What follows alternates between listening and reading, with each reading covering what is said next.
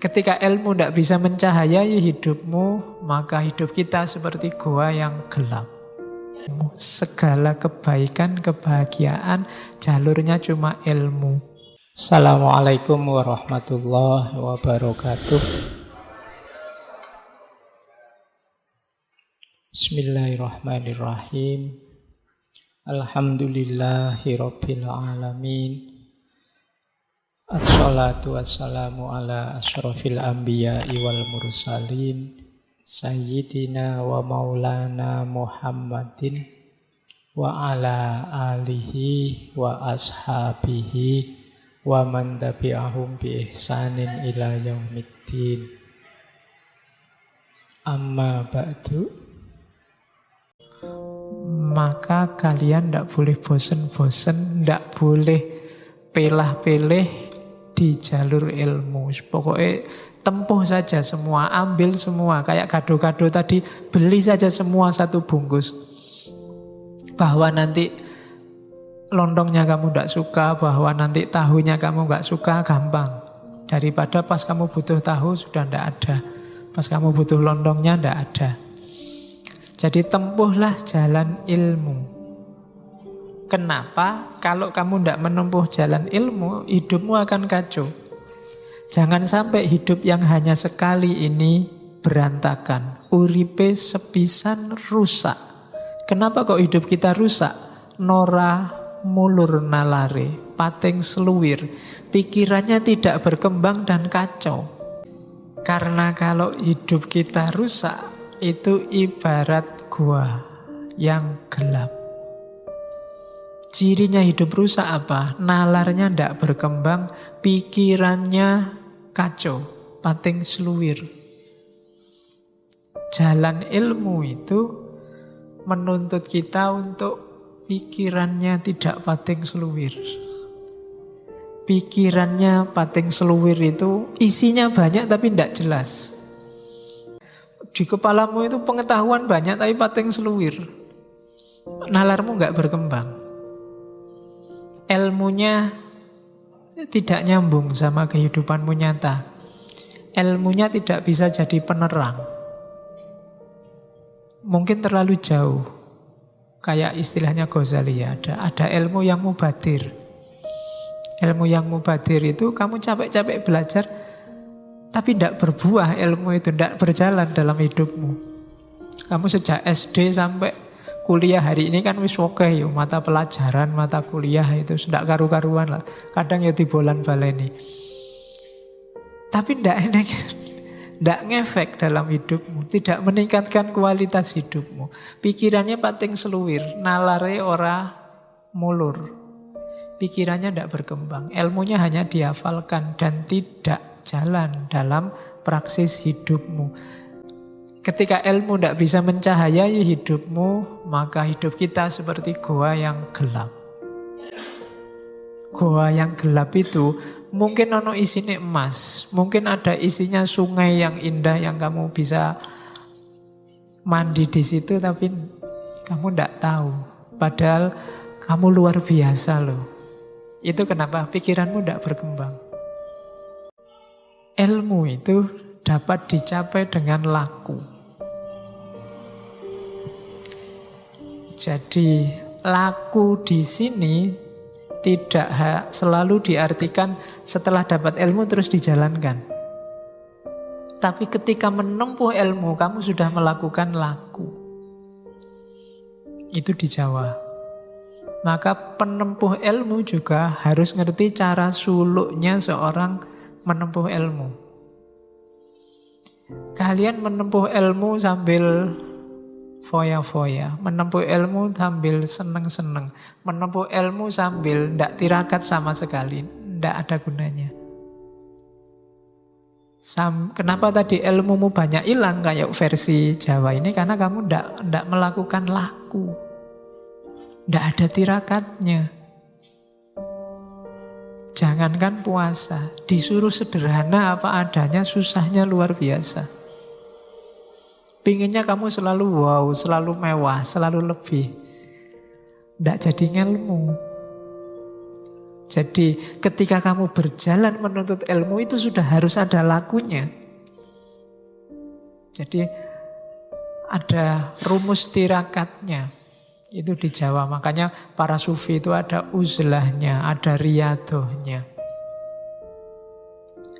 Kalau tidak ada ininya, kalau tidak mau berkorban, tidak mau sengsara, ya susah. Itu tadi ilmunya hilang. Kamu pengen nyari ilmu sambil tetap seneng-seneng, sambil tetap maksiat sidik-sidik, kalau diingatkan, alah Pak dosa kecil aja.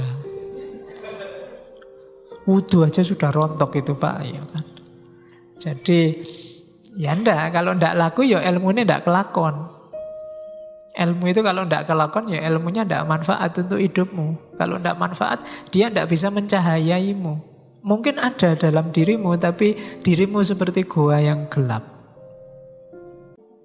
Niatlah untuk melakukan keutamaan dan ketulusan budi untuk menaklukkan kejahatan. Jadi hidup kita itu bekalnya ilmu. Cuma ilmu ini tidak ada gunanya kalau tidak diiringi laku. Ilmu yang tidak diiringi laku itu membuat hidup kita berantakan. Karena akal kita tidak berkembang, pikiran kita fragmentaris, pating seluwir, dan hidup kita seperti dalam gua.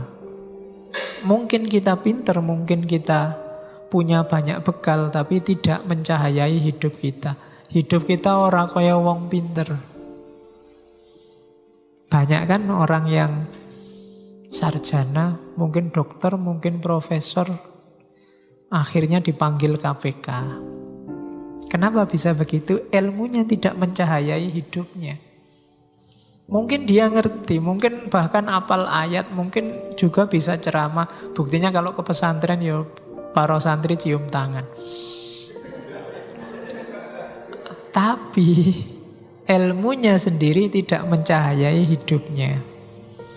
Jadi tempuhlah jalan ilmu, nasihatnya Mang Negoro 4 dengan laku. Yo gelemlah tirakat. Tirakat itu bukan berarti hidup tidak punya. Tapi kamu ambil secukupnya, kadang-kadang kamu cegah dirimu untuk tidak menikmati yang bisa kamu nikmati. Itu puasa. Makanya saya sering dulu waktu filsafat puasa, hanya orang puasa yang menikmati, ngerti enaknya buka puasa. Kalau kamu tidak puasa, tidak ketemu buka puasa. Maka jalani laku. Yang ingin masa depanmu cerah, mungkin sekarang kamu ragu-ragu, bimbang, tirakatlah. Cari jalur tirakat sesuai yang kamu cocok. Puasalah. Puasa tidak harus dalam arti harafiah kamu tidak makan, tidak minum, Senin, Kemis, Daud, dan kawan-kawan. Itu boleh. Tapi yang jelas kekang dirimu. Jangan dilampiaskan sekarang. Nah itu jalannya penempuh ilmu. Terus selanjutnya, nah ini antara lain dietnya para pencari ilmu versi Wedotomo. Yang pertama apa? Tandahwen pati openan. Jangan iri, jangan dengki. Penyakitnya manusia hari ini gara-gara medsos. Iri, dengki. Dengki itu tidak suka kalau orang lain senang. Senang kalau orang lain susah. Biasanya kelompok sana. Kalau kelompok sana dapat masalah, kamu senang.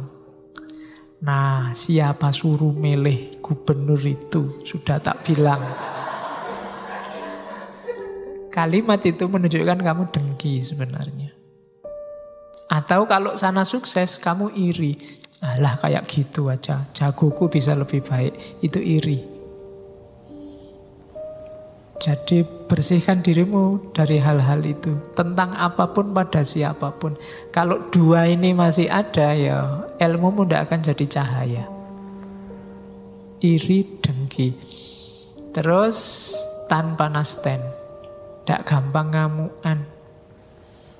Kalau dikritik orang, diingatkan orang, atau ada yang tidak cocok sama kebenaran yang kamu yakini, jangan cepat-cepat ngamuk toh. Jangan panasan. Hari ini kan kita gampang panas. Biasanya kalau kita meyakini sesuatu benar, terus orang lain tidak cocok sama kita, itu biasanya kita panas. Ya meskipun ekspresi panasnya macam-macam. Jadi tan panas ten. Terus jangan ganggu orang lain. Iseng-iseng yang tidak penting, ya seusia kita sekali-sekali jahil asal tidak bahaya ya. Untuk menyegarkan suasana. Misalnya kopinya dari dia ngantuk, kopinya mbok entekke ngono ndak masalah lah, konco dhewe. Tapi jahil yang merugikan. Oke. Misalnya tiba-tiba temenmu fotonya kamu pasangkan sama cewek cakep misalnya. Itu kan kasihan cewek cakepnya. Oke. Jadi ya kalau temenmu seneng. Oke ya. Terus jangan melampiaskan hawa nafsu. Hawa nafsu itu kamu penuhi sekadarnya saja. Tidak usah angkara murka dihabis-habiskan. Kita dunia itu butuhnya tidak banyak. Jadi lebih suka diam, mencari ketenangan, menjernihkan pikiran. Kalau menurutmu WhatsApp, Facebook itu mengeruhkan caramu berpikir, jangan sering-sering dibuka. Itu namanya amung eneng amrih hening. Nyari keheningan. Kalau menurutmu temanmu yang itu ngomongnya banyak, menjauhkan kamu dari ketenangan, yang dijauhi sementara. Jangan sering-sering sama dia dan seterusnya. Itu suka pada yang keheningan, ketenangan. Selama kita menempuh jalan ilmu, itu jalan tirakatnya. Syukur-syukur kita ada guru yang bijak. Sarjono kang martapi. Sarjono itu guru. Kang martapi itu kalau disingkat SKM. Beda sama SAG, beda sama ya. Sarjana kang martapi itu orang bijaksana yang berjiwa pertapa. Berjiwa pertapa, topo itu bahasa sufinya mungkin uzlah. Orang yang sudah menang melawan dunia. Bukan guru yang masih dimabuk oleh dunia. Politiknya, materinya, ekonominya, dan seterusnya. Tapi guru yang sudah menang melawan dunia, sarjono kang martapi. Ikuti, cari kalau ada itu, ikuti. Yang jelas bukan saya. Ya, jadi sarjono kang martapi. Jadi kalau kamu lihat ada guru yang tidak terpesona lagi oleh dunia, yang dunia bagi dia sudah tidak penting, ikuti. Nanti di Jawa ada konsep guru sejati. Kapan-kapan kita bahas itu. Dalam tasawuf ada konsep mursyid. Oke, terus ini yang hati-hati kita sering ada di sini yang terakhir. Tidak menggunakan pengetahuan semata-mata hanya untuk nyari nafkah atau pamrih. Jadikan semua yang duniawi dalam cari ilmu itu efeknya saja. Kawruhe kinaryo ngupoyo kasil nal menlek. Nggak, jangan fokus ke situ. Bahwa nanti setelah cari ilmu kamu dapat ijazah, yang ijazah itu dapat dipakai untuk ngelamar pekerjaan, yaitu efeknya. Tidak utama. Sama kayak kamu menempuh jalan sufi ada karomahnya. Tapi karomah bukan tujuan. Tidak usah takut rezeki. Kalau kamu takut sama rezeki besok jadi apa? Kamu sedang melecehkan Gusti Allah.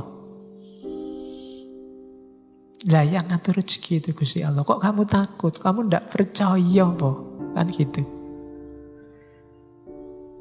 Wong ya banyak yang tidak kuliah lebih sukses daripada yang kuliah. Tidak. Hari ini susah nyari orang kuliah itu, cari ilmu itu berat sekali. Selalu isinya nyari ijazah, nyari kerjaan. Atau paling tidak nyari beasiswa. Loh kalau kamu pinter berkualitas di dunia ilmu, nanti dapat karomah namanya beasiswa. Ya kan? Tapi beasiswa jangan jadi tujuan. Nanti dapat karomah tambahan, mungkin dapat kerja. Dapat ijazah, itu karomahnya. Tapi bukan tujuannya. Jadi itu dietnya pencari ilmu yang sejati. Cuma sekarang kalau kampus-kampus itu promosi, kuliahlah di sini. Di sini murni cari ilmu, ndak mikir masa depan, ndak laku kampusnya. Kampus itu mesti yang dipamerin lulus jadi apa sekarang. Oleh pemerintah juga disuruh merumuskan tegas. Kuliah di sini, besok lulusannya jadi apa, itu disuruh merumuskan tegas. Jadi bobot paling beratnya tidak pada keilmuannya. Mungkin ada yang salah. Harus didiskusikan lagi. Kita tidak percaya sama diri kita sendiri, sama Tuhan kalau fokusnya hanya pada kerja sama uang sama materi. Oke, untuk malam hari ini saya cukupkan sekian dulu. Mohon maaf kalau ada yang kurang berkenan, mungkin 1-2 kekurangan apa, mohon dimaklumi. Kalau ada kekhilafan, kealpaan yang teman-teman ngerti benernya seperti apa, ya silahkan disampaikan. Kurang lebihnya mohon maaf. Wallahul muwaffiq, wallahu a'lam bissawab. Wassalamualaikum warahmatullahi wabarakatuh.